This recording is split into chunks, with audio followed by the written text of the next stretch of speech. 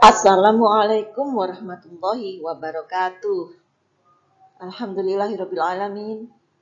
Ustazah kembali bertemu dengan kalian, anak-anak yang soleh dan solihah. Semoga kalian tetap menjadi anak-anak yang hebat, anak-anak yang bisa menyenangkan orang tua mereka, anak-anak yang bertanggung jawab. Sekarang kalian sudah memasuki semester 2. Tentu saja kalian sudah lebih terbiasa dalam mengoperasikan gadget, mengoperasikan laptop kalian tentu sudah bisa melakukan Zoom sendiri ataupun Meet sendiri ya. Saya harap kalian sudah lebih mandiri sehingga kalian tidak terlalu merepotkan orang tua kalian karena kalian sudah termasuk kelas besar. Di kesempatan ini kita akan kembali belajar mengenai SPDP, seni budaya dan prakarya. Mengenai apa? Tari-tarian, kemudian seni tempel dan nada serta tempo. Semoga kalian tetap sehat ya. Jangan lupa yang sakit untuk lebih berhati-hati agar segera sembuh. Dan yang sehat, jaga kesehatan. Jangan sampai sakit ya. Jangan tinggalkan doa. Yuk kita sama-sama lanjut.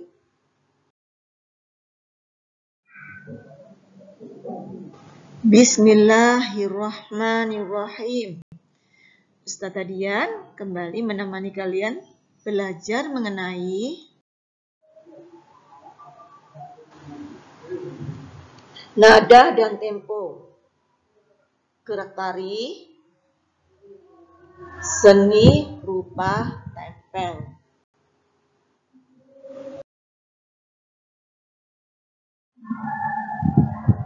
Nada. Apa itu nada? Ada yang masih ingat? Wah, ada yang masih ingat nih. Jazakumullah ya. Nada adalah bunyi yang teratur. Ya, betul sekali. Bagaimana bunyi yang teratur itu? Bunyi yang teratur ini, tinggi rendahnya ini, tergantung frekuensi getaran. Seperti kita tahu bahwa suara itu dihasilkan oleh getaran. Kita mendengar suara karena adanya getaran. Jadi, jika frekuensi getarannya kecil, nada yang dihasilkan adalah nada rendah. Namun, jika frekuensi getaran besar, yang terjadi adalah nada tinggi. Tempo.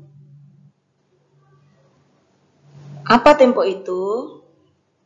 Tempo itu kecepatan, Ustazah. Ya, tempo adalah kecepatan. Dalam istilah musik, tempo adalah ukuran kecepatan menyanyikan sebuah lagu. Ada 3 jenis tempo, 3 jenis tempo yang secara umum yang kita ketahui yaitu tempo lambat, yaitu menyanyikan lagu dengan kecepatan yang lambat. Contoh lagu bertempo lambat misalnya lagu Bagimu Negeri. Padamu negeri kami berjanji. Itu adalah lagu dengan tempo lambat. Berikutnya adalah tempo sedang. Menyanyi dengan kecepatan sedang. Contoh lagunya misalnya Kupu-kupu. Kupu-kupu yang lucu itu. Kupu-kupu yang lucu, kemana engkau terbang? Itu ya. Lalu mungkin lagu Desaku. Desaku yang ku cinta, pujaan hatiku. Sekarang tempo cepat. Menyanyi dengan kecepatan tinggi. Lagu yang dinyanyikan dengan tempo cepat adalah lagu-lagu yang bernuansa gembira. Lagu-lagu yang memberikan semangat karena temponya cepat. Contoh lagu ini misalnya lagu-lagu nasional sangat banyak ya. Contohnya Maju Tak Gentar. Maju tak gentar, membela yang benar. Atau lagu Hari Merdeka. 17 Agustus tahun 45, itulah hari kemerdekaan kita. Itu termasuk lagu yang bertempo cepat. Untuk mengikut suatu tempo, kecepatan menyanyikan lagu agak sulit. Dibutuhkan suatu alat, karena ukurannya adalah ketukan tiap menitnya. Beat per menit, BPM. Alat itu disebut metronome. Betul sekali, ada yang menyebut metronome. Lengkapnya adalah metronome Maxell, disingkat MM.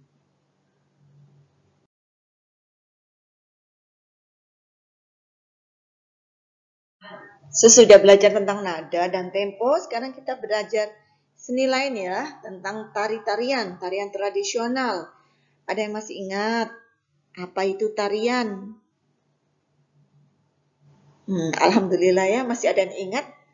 Coba kita perhatikan. Tarian adalah gerak tubuh beraturan yang kadang diiringi oleh musik. Jika itu tarian tradisional, tentu saja memakai musik tradisional. Tarian tradisional ini memiliki gerakan-gerakan tertentu. Memiliki kostum tari yang sesuai daerah tersebut dan memiliki alat pengiring atau musik pengiring yang mencirikan daerah asal tarian tersebut. Sebentar lagi kita akan lihat beberapa ragam tari tradisional ya. Banyak sekali kita memilikinya. Ustaz akan menyajikan beberapa saja. Ragam tarian tradisional yang pertama adalah tari piring. Seperti apa tari piring itu? Kita sama-sama simak gambarnya ya. Nah, itu ya. Tarian ini biasa ditarikan laki-laki dan perempuan secara bersamaan. Boleh juga hanya perempuan atau laki-laki. Bagaimana dan untuk apa tari piring itu dulunya? Tarian ini berasal dari daerah Minangkabau, Sumatera Barat. Fungsi awalnya sebagai suatu persembahan untuk Dewi Sri, Sang Dewi Padi.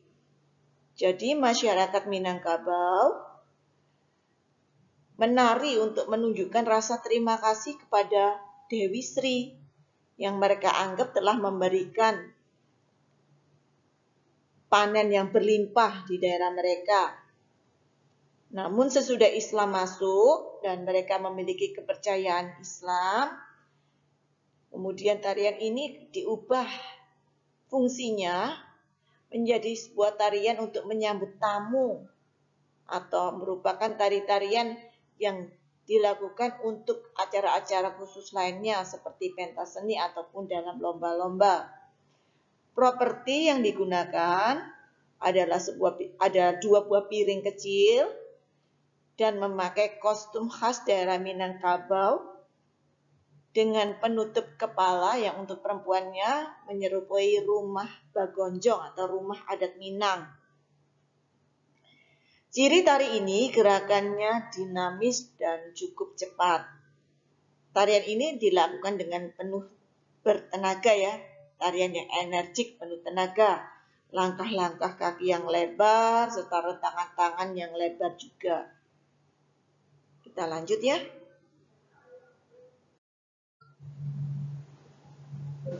Berikutnya yang akan Ustazah tampilkan adalah tari saman. Kalau tari saman, Ustazah yakin beberapa dari kalian tentu sudah mengenal ya. Ini gambar tarinya. Tarian ini bisa ditarikan laki-laki maupun perempuan. Bagaimana sejarahnya, lalu bagaimana ciri-cirinya, Kita perhatikan ini. Tarian ini berasal dari Aceh. Dulunya ini hanya merupakan sebuah permainan yang disebut permainan Oane. Namun setelah Islam masuk, seorang ulama besar, ulama Aceh di sana, menambahkan iringan pujian kepada Allah. Dan kemudian menyajikan tarian tersebut pada perayaan hari besar Islam, hari raya Islam. Seperti Maulid Nabi misalnya.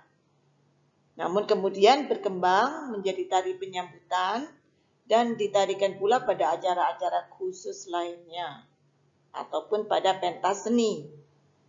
Properti yang digunakan kostum khas daerah Aceh. Ciri tarian ini biasanya ditarikan 8-10 penari. Gerakan yang dilakukan adalah gerakan tangan, gerakan tepuk dada, gerak kirep, gerak guncang. Tarian ini merupakan suatu tarian yang ditarikan dengan kompak dan cepat. Berikutnya adalah tari jaipong. Seperti apa tari jaipong itu? Nah, ini gambarnya ya. Ini juga. Tari jaipong biasanya ditarikan oleh perempuan. Bagaimana ciri-ciri tari jaipong itu? Lalu bagaimana sejarahnya? Tarian ini berasal dari Jawa Barat ya. Tarian ini merupakan gabungan dari gerakan kesenian tradisional Jawa Barat, daerah Sunda terutama, seperti wayang golek, pencak silat, dan getuk tilu. Propertinya adalah memakai kostum khas daerah Sunda, Jawa Barat. Tarian ini cirinya dilakukan dengan penuh kegembiraan dan gerak-gerakannya energik serta ceria. Gerakannya lumayan cepat. Gerakan tari yang dilakukan meliputi gerakan tangan, gerakan kaki, kepala, dan beberapa kali juga melakukan gerakan pinggul.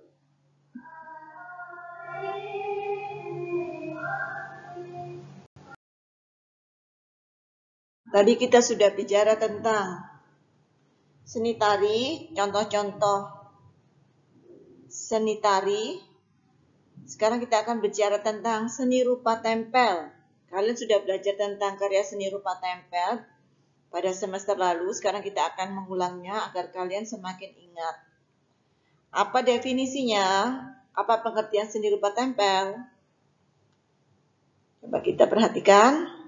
Karya seni ini adalah suatu karya seni yang dihasilkan dengan cara menempelkan bahan-bahan tertentu pada suatu permukaan bidang datar. Bahan-bahan tertentu itu bisa berupa bahan-bahan alam, seperti daun-daun kering, rumput-rumput kering, lalu kemudian pasir, siput, rumah siput, kulit buah-buahan, dan masih banyak lagi bahan lainnya, termasuk biji-bijian. Lalu bahan-bahan lainnya adalah bahan-bahan buatan manusia. Contohnya manik-manik, kancing baju, sedotan, stik es krim, dan bahan-bahan lainnya yang merupakan buatan manusia.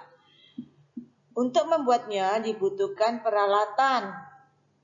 Peralatannya berupa gunting, lem, dan juga bantuan pensil atau alat warna lainnya. Dan bidang datar dibutuhkan bisa berupa kertas gambar, bisa berupa lempengan kayu, lempengan kaca, keramik, atau apapun yang merupakan bidang datar sehingga mudah untuk menempelkan bahan-bahan tersebut. Seni rupa tempel yang kita pelajari kemarin ada berapa ya? Ada 3 macam kan? Coba siapa yang masih ingat? Iya, betul sekali.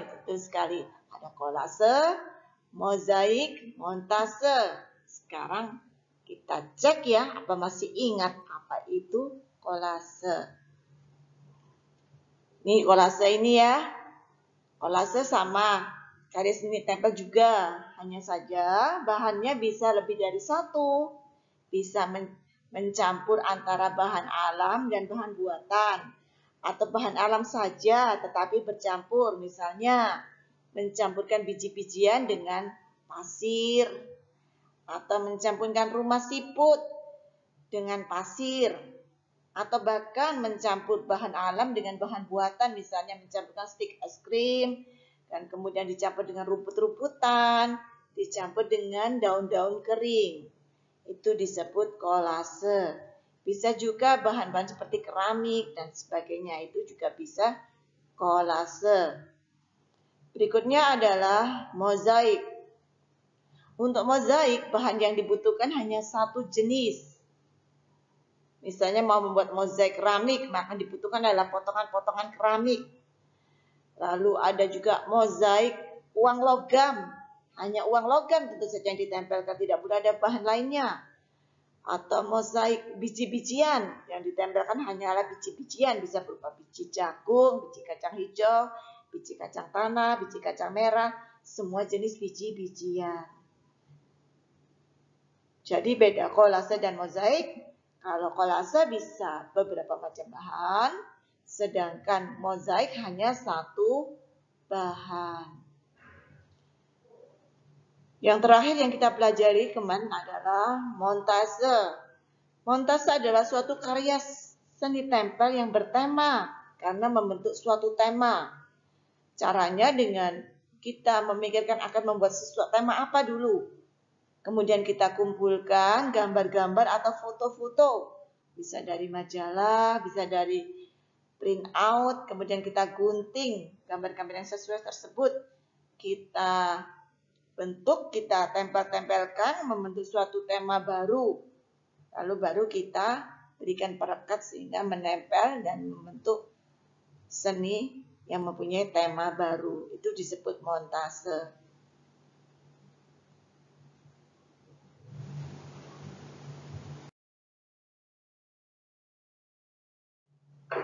Alhamdulillahirabbil alamin.